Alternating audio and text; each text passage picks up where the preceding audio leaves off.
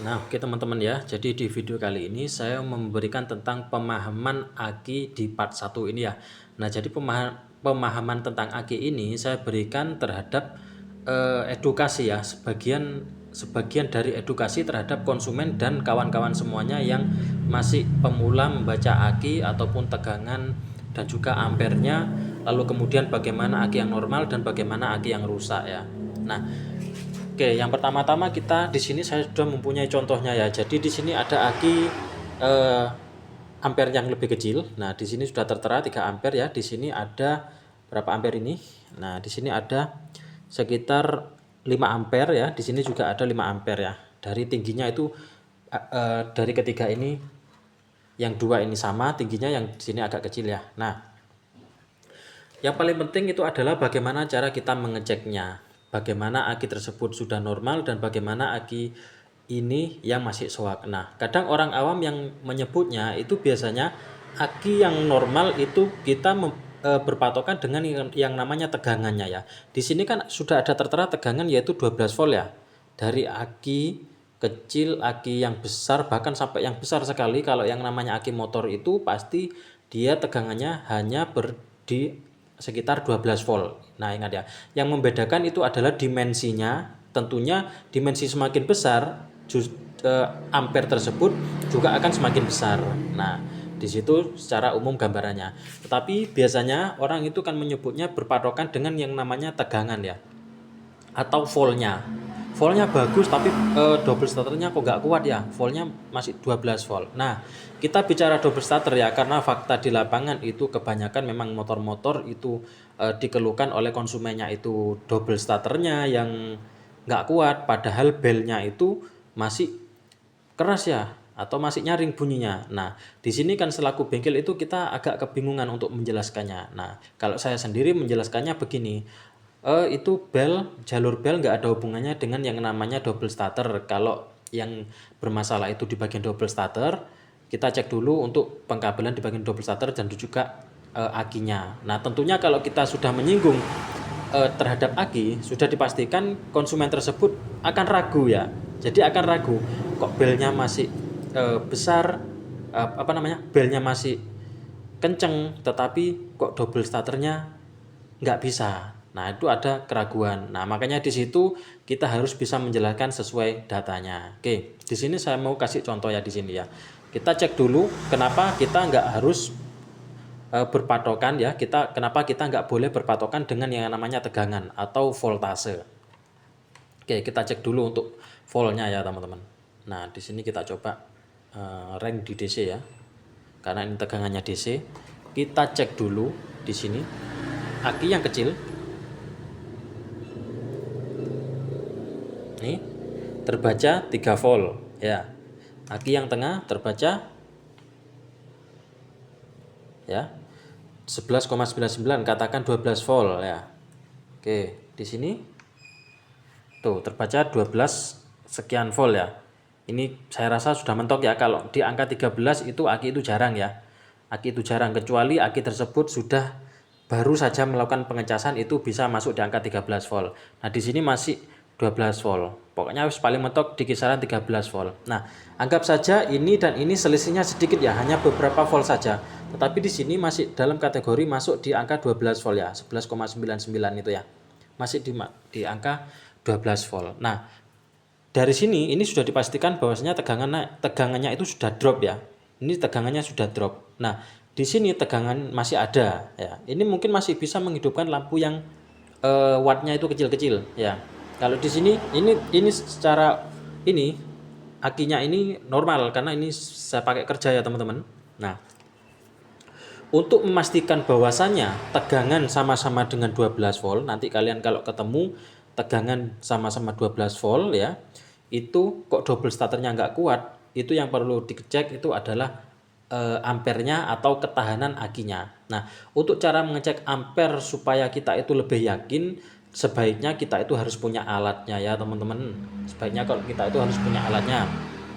Nah, jadi alatnya itu yang namanya crank aki seperti ini. Nah, crank aki seperti ini sudah saya gunakan beberapa kali ya, dan ternyata ini menjawab pertanyaan dan keraguan daripada konsumen yang saya hadapi. Nah, tentunya kalian nggak harus beli crank aki yang sama seperti ini ya, nggak harus sama. Banyak crank aki di toko-toko yang lainnya itu banyak sekali, tetapi bagaimana tergantung kita itu bisa membaca standarnya ya. Standarnya kalau aki motor itu kapan dia itu masih mampu batas batas maksimalnya, maksimal penurunannya ya, batas ngedropnya kapan di setiap motor itu berbeda-beda. Nah, tentunya di situ kita harus punya pakemnya ya teman-teman. Nah, karena di sini saya punya pakemnya ya, di antara semua motor yang sudah saya cek itu batas batas penurunan tegangannya nanti ketika kita cek menggunakan beban aki ini, itu saya kasih tahu untuk rank angkanya kalau saya pakai alat ini. Tentunya kita kalau membeli alat yang baru kita harus belajar terhadap alat tersebut dan sesuai fakta di lapangan. Nah, jadi di situ. Oke. Di sini kan tegangan akinya 12 volt ya teman-teman. Ini anggap saja ini sudah soak ya, tegangannya sudah turun. Oke. Ya. Kita cek di sini terbaca berapa. Tentunya ada sedikit perbedaan ya. Oh enggak, ini ada sedikit saja sih perbedaannya ya. Nah, di sini sudah masuk di angka sama ya. Sekitar berapa tadi? Enggak sampai 12 ya.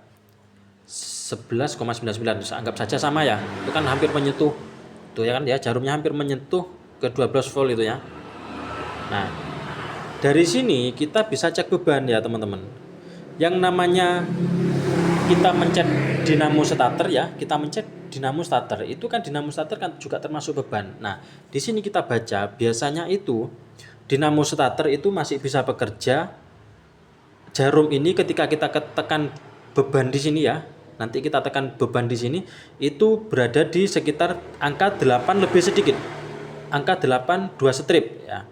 Meskipun angka 8 ini masuk di dalam kategori bad. Artinya bad itu aki tersebut sudah bisa dikatakan tidak sehat ya atau kurang sehat. Tetapi kalau di motornya itu masih bisa di kisaran 8 lebih 2 strip ya.